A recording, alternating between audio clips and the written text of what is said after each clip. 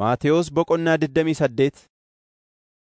Sanbanni erga darbee jalqaba torbaniitti barii gaafa sanbata guddaa Maariyaam isheen Magdalaa fi Maariyaam isheen kaan awwaalicha ilaaluu dhaqan.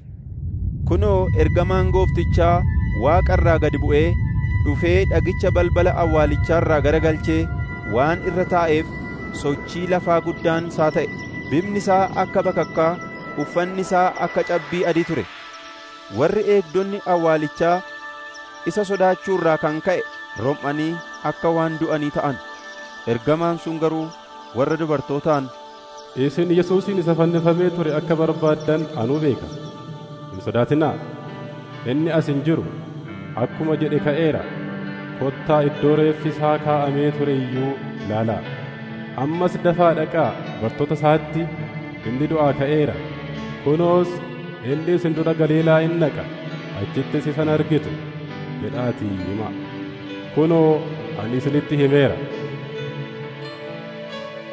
jedhe.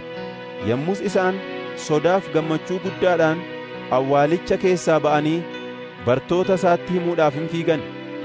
Kunoo Yesuus isaanitti dhufee nagaa isaan gaafate. Isaan immoo itti dhi'aatanii miilla isaa qabatanii sagadaniif. Yommus Yesuus, Hin sodaatinaa. Dhaqaa Galiilaatti akka gadi bu'anii fi obboloota kootti himaa. Isaanis achitti na arguuf jiru isaaniin jedhe. Bartootaa utuu karaa adeemaa jiranii kunoo warra awwaalicha eegaa turan keessaa kaan gara mandaraa dhaqanii waan ta'e hundumaa luboota warra angafootaatti himan. Luboonni warri angafoonnis maanguddootaa wajjin wal ga'anii erga mari'atanii booddee horii ga'u warra loltuu sanaaf kennanii, Waa'ee isaa immoo bartoonni isaa halkan dhufanii utuu nu hiramnu reeffa isaa hatanii sokkan jedhaatii namootatti himaa. Dubbiin kun gurra bulchaa biyyaa bira yoo ba'e immoo nu hin qabbaneessina. Isin rakkinatti akka hin galles hin goona jedhaniin.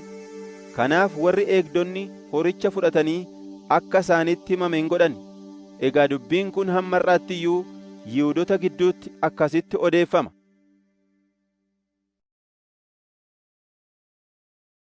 Bartoonni 11 immoo Galiilaa keessaa gara gaara itti Yesuus wal argina isaaniin jedhee in dhaqan. Yeroo isa argan in sagadaniif, kaan garuu in mamani. Yesuus immoo gara isaaniitti dhi'aatee, Gooftummaan hundinuu Waaqa irratti, lafa irrattis anaaf kennameera. Egaa dhaqaa maqaa Abbaattii fi Ilmaatti, kan Hafuura Qulqulluuttis isaan cuuphuudhaan saba hundumaa bartoota koo godhaa. Waan ani isin abboome hundumaa eeguu isaan barsiisaa. Kunoo ani immoo hamma dhuma baraatti guyyaa hundumaa isinii wajjinan jira isaaniin jedhe.